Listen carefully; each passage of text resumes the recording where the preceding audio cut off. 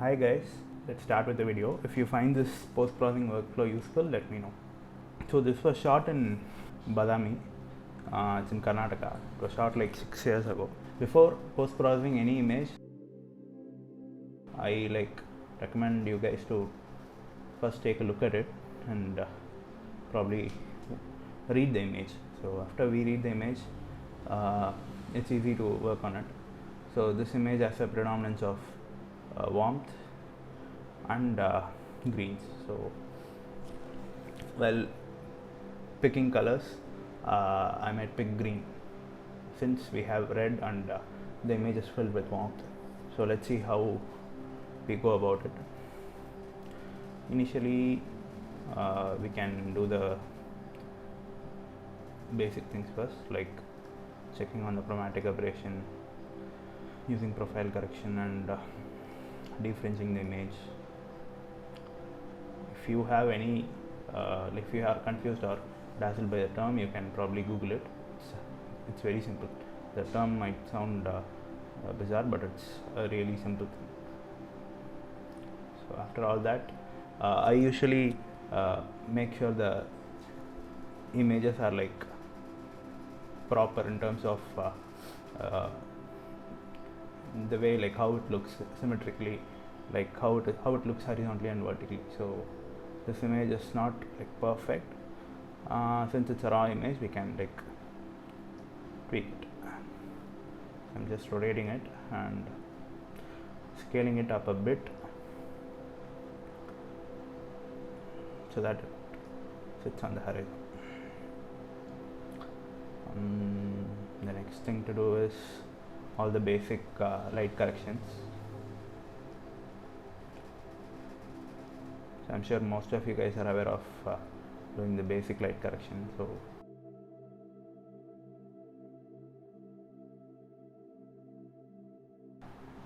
So I'm doing the same thing. So we already have sunlight here.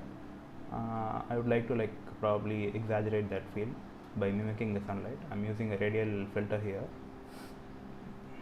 I'm adding a radial filter here and shifting the temperature to yellow. So this should ideally mimic the sunlight. But that's more of drama, right? So that's what I'm trying to do here. And that's much with the light correction. We might come back. So my workflow is it's very clumsy. I go back and forth from different tabs to do work on things. I keep working on color and suddenly I come back to color, light correction, and see, I have missed it out here. The scaling is not proper. So that's how I work. So I'm shifting the hues here. So hues it is much of a personal choice. So this is more of my choice. Let's see if this is okay, because whenever we start working on an image, we might have the vision of a painter, or we might have a vague vision, but as it progresses, things might change and we may not like it. So it's 50-50. You may really like the output, or you may trash it. So it's both ways. So let's see how it works.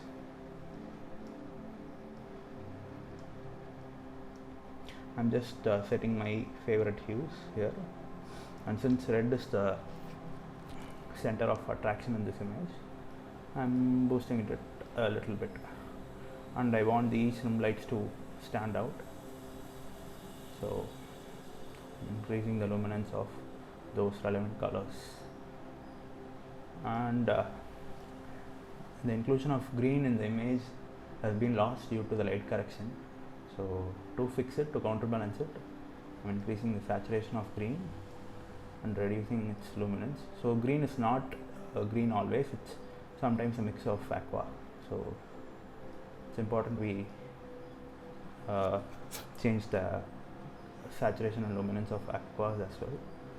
And this image, since it looks much dramatic, so let's see if split toning goes well with this image. Let's try.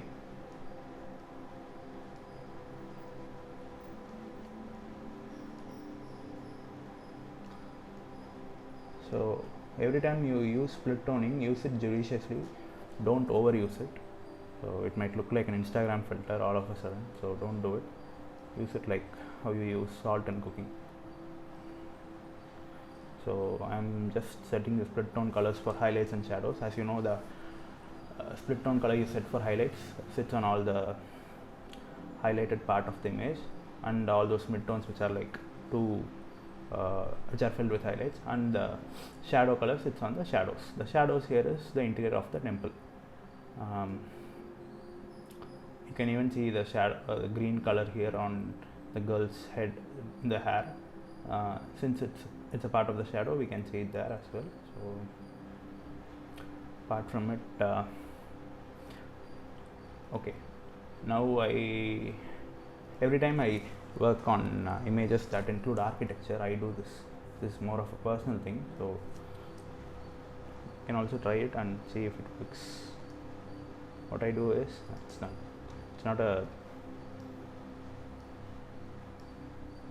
any customized thing. It's a regular thing which people might do. So what I do is, I make sure the structures or the interior of the temples or the exterior is like it has got sharper edges. So what I do is, I increase the clarity. What I'm doing is, I'm using a local brush from here, and I'm increasing the clarity. Every time we use clarity, the exposure or the quality of light of that specific part in that image changes. So in order to counterbalance all that, I'm increasing the exposure a bit, like 5 or 10%. That's it.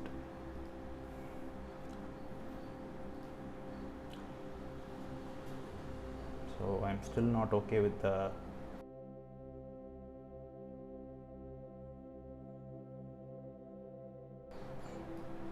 horizon. I keep doing this, like I always change it from time to time. So okay, let's see how the graduated filter works here. Graduated filter is like, it works like magic every time we use it. So let's see, it alters the whole scene. Like in a few clicks, you can see the whole image changing right in front of your eyes. So that's how it works. As I said, it works like magic.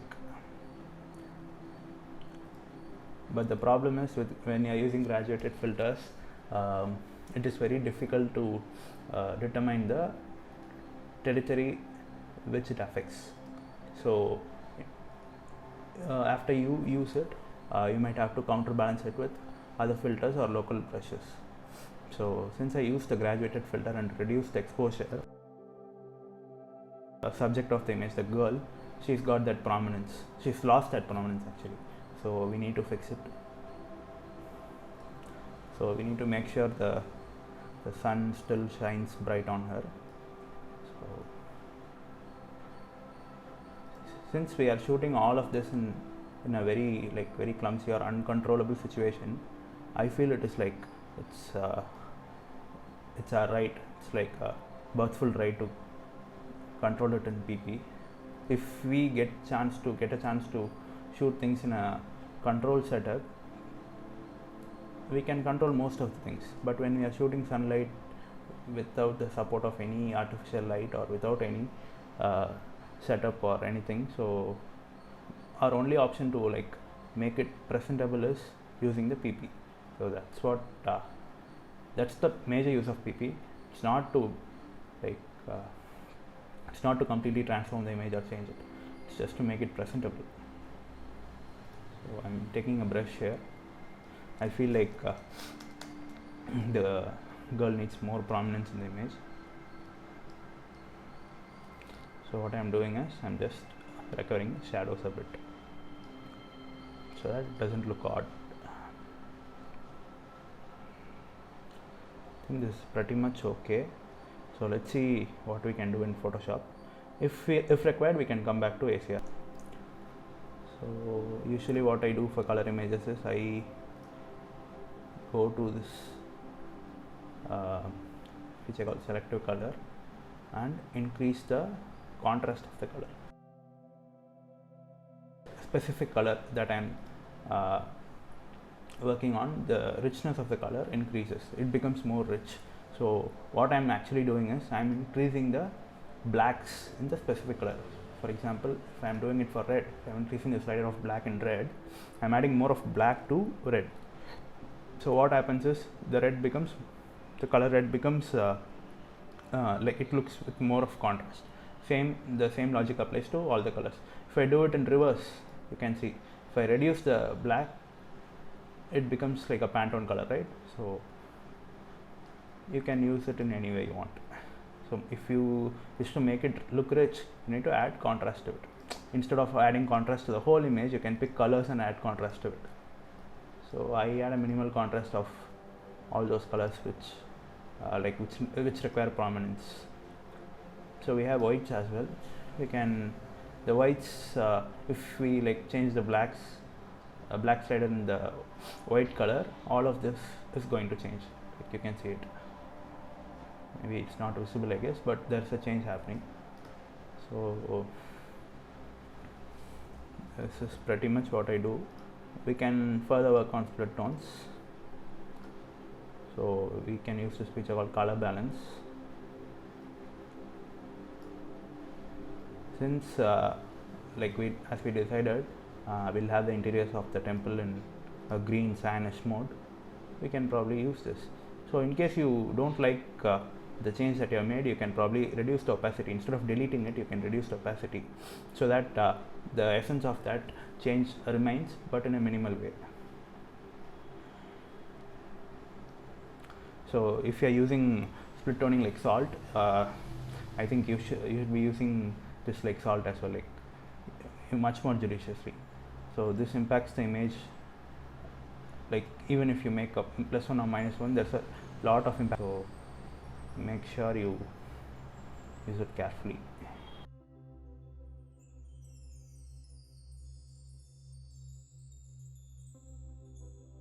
So we'll merge the layers. It's Command Shift and E. So I feel like we need some more edits in ACR. So what I'm doing is I'm adding a new layer and Command Shift and A on the red to really stand out, because when viewers see the image, I expect them to see the subject first. And we have light streaks in the interior, so let's make it a bit rich.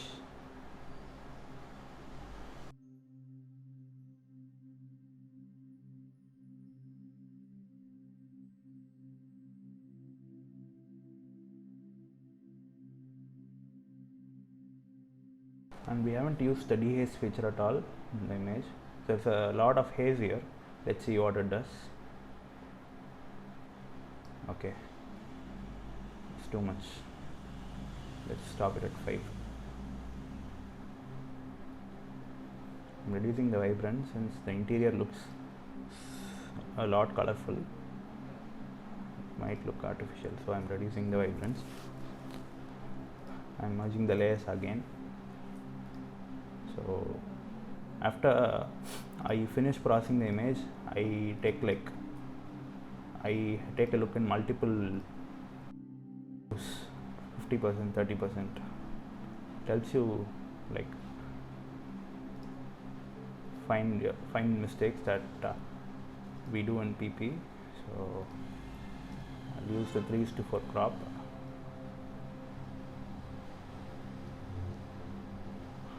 As you see, we have the subject according to the standard composition in the rule of thirds. This is not very wow moment. This photo is very simple photo. The inclusion of light in the photo that's the thing that's standing out in this image. So if we exploit it, we can make the image look better. So that's the idea. I feel there's too much of light here. I'm just trying to reduce it.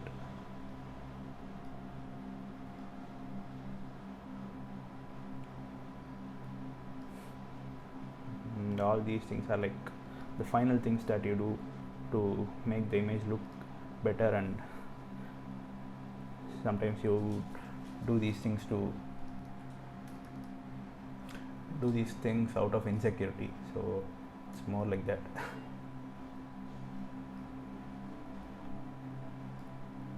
So I feel this is okay, but I still feel there's more of greens in the image.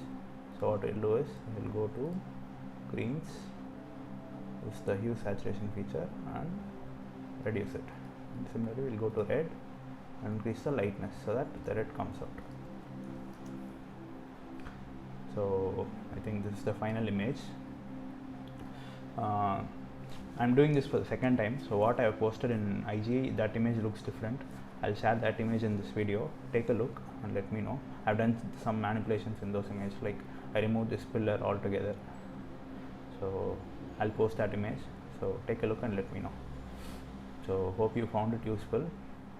Thank you guys.